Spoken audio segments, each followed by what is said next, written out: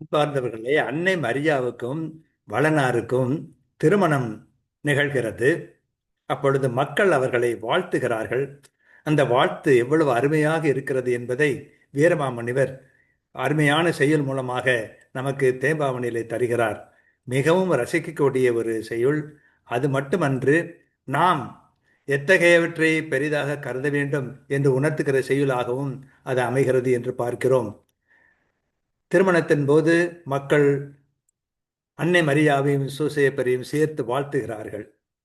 வாழி அறவுரு வாழி மறைவுரு வாழி திருவுரு மானுவீர் வாழி எமது உயிர் வாழி உலகுயிர் வாழி உயிர் உயிர் போலுவீர் வாழி அருள்நிலை வாழி தவநிலை வாழி நிலநிலை ஆயினீர் வாழி என இவர் வாழி என அவர் வாழும் அருள் மனம் ஆயதே என்று திருமணத்தை புகழ்கின்றார் இறைமடியார் வீரமாமுனிவர். இதனுடைய பொருள், அறத்தின் வடிவமும் வேதத்தின் வடிவமும் செல்வத்தின் வடிவமும் போன்றவர்களே நீங்கள் வாழ்க. எமது உயிரும் உலகுக்கு உயிரும் உயிர்களுக்கெல்லாம் உயிரும் போன்றவர்களே வாழ்க. அருளுக்கு உறைவிடமும் தவத்துக்கு உறைவிடமும் நிலத்திற்கு உறுதி நிலையும் ஆனவர்களே வாழ்க வாழ்க என்று இப்பக்கம் உள்ளவர்களும் அதேபோல வாழ்க என்று அப்பக்கம் உள்ளவர்களும் வாழ்த்த நல்வாழ்க்கைக்கான அரிய திருமணம் நிறைவேறியது என்று அற்புதமாக இந்த செய்யுளை அமைத்து தருகிறார் இறையடியார் வீரமாமுனிவர். எளிமையாக சொல்வதென்றால், அறம் செல்வம் திருமறை ஆகியவற்றின் வடிவங்களே வாழ்க. எமக்கும் உலகுக்கும் உயிர்களுக்கும் உயிர் போன்றவர்களே வாழ்க. அறத்திற்கும் தவத்திற்கும் உறைவிடமே வாழ்க. உலகிற்கு நிலையான உறுதியே வாழ்க. இவ்வாறு வளனார் மரியாவின் திருமணத்தின் போது எப்பக்கமும் இருந்தோர் மரியாவையும் சுசையும் வாழ்த்தினர்.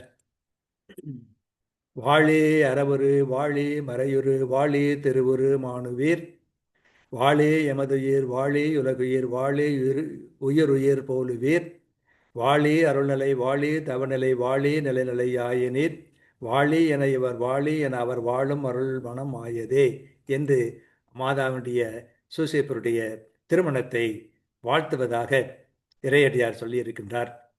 இதனை நுணுக்கமாக கண்டு நாம் நம்முடைய திருமண வாழ்க்கை எதற்காக என்பதை புரிந்து கொள்வது. ஒருபுறம் அவர்கள் அருள் நிலை பெற்றவர்கள், நிறைவாக இறை அருள் பெற்றவர்கள். இன்னொரு புறம் மக்களுக்கு உலக படைப்புகளுக்கெல்லாம் நன்மை செய்கின்ற மனம் வாய்த்தவர்கள். ஆகவே அவர்கள் இந்த திருமணத்தை புரிந்திருக்கிறார்கள். அது எமக்கெல்லாம் எவ்வளவோ நல்லது என்று. இதேபோல நம்மை சுற்றிலும் உள்ள மக்கள் திருமணத்தின் போது மணமக்களை வாழ்த்தினால், நீங்கள் இப்படியெல்லாம் எங்களுக்கு இருக்கிறீர்கள் என்று சொன்னால் அத்திருமணம் எவ்வளவு சிறப்பாக இருக்கும் என்பதை ஒரு அறக்கூற்றாக இறையடியார் வீரமாமுனிவர் இந்த செயலிலே அமைத்து தருகிறார். புரிந்து கொள்வோம், வாழ முயல்வோம். வாழ்க.